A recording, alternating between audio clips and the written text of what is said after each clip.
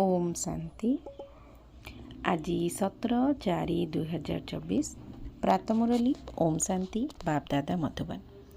आज महावाक्य बाबा कहले मीठे बच्चे यही उत्कृष्ट पाठपढ़ा अविनाशी बाबा ही पढ़ाउछंती। तेणु बाबा एवं तांकर पाठपढ़ारे कौनसी प्रकारर संशय आसिबा उचित नुहे। प्रथमे यही निश्चय हेबा दरकार कि आमको पढ़ाइला वाला किए।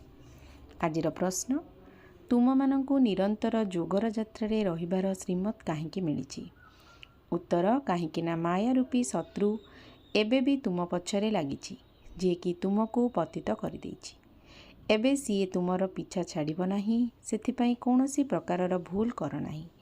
ଯଦିଓ ତୁମେମାନେ ବର୍ତ୍ତମାନ ସଙ୍ଗମ ଯୁଗରେ ଅଛ, କିନ୍ତୁ ଅଧାକଳ୍ପ ତାର ହୋଇ ରହିଥିଲ, ସେଥିପାଇଁ ସିଏ ତୁମକୁ ଏତେ ଶୀଘ୍ର ଛାଡ଼ିବ ନାହିଁ। ଯଦି ବାବାଙ୍କର ସ୍ମୃତି ଭୁଲିଯିବ, ତେବେ ମାୟା ବିକର୍ମ କରାଇଦେବ। ସେଥିପାଇଁ ସାବଧାନ ହୋଇ ରହିବାକୁ ହେବ। କେବେ ହେଲେ ଆସୁରୀ ମତରେ ଚାଲିବାର ନାହିଁ। ଧାରଣା ପାଇଁ ମୁଖ୍ୟ ସାର୍, ସଦାସର୍ବଦା ତୁମ ଭିତରେ ଏହି ନିଶା ଏବଂ ନିଶ୍ଚୟ ରହୁ ଯେ ଆମକୁ କେହି ଦେହଧାରୀ ଶିକ୍ଷକ ପାଠ ପଢ଼ାଉନାହାନ୍ତି। ସ୍ୱୟଂ ଜ୍ଞାନର ସାଗର ନିରାକାର ବାବା ଶିକ୍ଷକ ହୋଇ ଆମକୁ ପାଠ ପଢ଼ାଉଛନ୍ତି। ଏହି ପାଠପଢ଼ା ଦ୍ୱାରା ହିଁ ଆମକୁ ଶତପ୍ରଧାନ ହେବାକୁ ପଡ଼ିବ। ଆତ୍ମା ରୂପୀ ଦୀପକ ପ୍ରତ୍ୟହ ଜ୍ଞାନର ଘୃତ ଢାଳିବାକୁ ହେବ।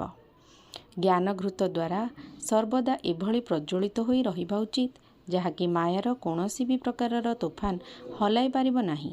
ପୁରା ପତଙ୍ଗ ହୋଇ ପରମାତ୍ମା ଜ୍ୟୋତି ଉପରେ ସ୍ୱାହା ହେବାକୁ ପଡ଼ିବ। ଆଜିର ବରଦାନ, ସର୍ବଦା ଏକମାତ୍ର ବାବାଙ୍କର ସ୍ନେହରେ ସମାହିତ ହୋଇ ରହିଥିବା ସହଯୋଗୀ ତଥା ସହଯୋଗୀ ଆତ୍ମା ଭବ। ଯେଉଁ ପିଲାମାନଙ୍କର ବାବାଙ୍କ ସହିତ ଅତି ସ୍ନେହ ରହିଛି, ସେମାନେ ସର୍ବଦା ବାବାଙ୍କର ଶ୍ରେଷ୍ଠ କାର୍ଯ୍ୟରେ ସହଯୋଗୀ ହୋଇଥିବେ ଏବଂ ଯିଏ ଯେତିକି ସହଯୋଗୀ ହୋଇଥାଏ, ସେତିକି ସହଯୋଗୀ ମଧ୍ୟ ହୋଇଥାଏ। ବାବାଙ୍କର ସ୍ନେହରେ ବୁଡ଼ି ରହିଥିବା ସହଯୋଗୀ ଆତ୍ମାମାନେ କେବେ ବି ମାୟାର ସହଯୋଗୀ ହୋଇପାରିବେ ନାହିଁ। ସେମାନଙ୍କର ପ୍ରତ୍ୟେକ ସଂକଳ୍ପରେ ବାବା ଏବଂ ସେବା ହିଁ ରହିଥାଏ।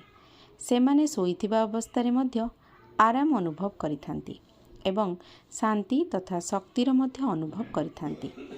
ସେମାନଙ୍କ ପାଇଁ ନିଦ୍ରା ଅବସ୍ଥା ମଧ୍ୟ ନିଦ୍ରା ନୁହେଁ। ଯେପରି ବହୁତ ରୋଜଗାର କରି ଖୁସି ମନରେ ଟିକିଏ ବିଶ୍ରାମ କରୁଛନ୍ତି, ଏଭଳି ପରିବର୍ତ୍ତନ ହୋଇଯାଇଥାଏ। ଆଜିର ସ୍ଲୋଗାନ, ପ୍ରେମର ଅଶ୍ରୁ ହୃଦୟର ଫରୁଆରେ ମୋତି ପାଲଟିଯାଏ। ଓମ୍ ଶାନ୍ତି।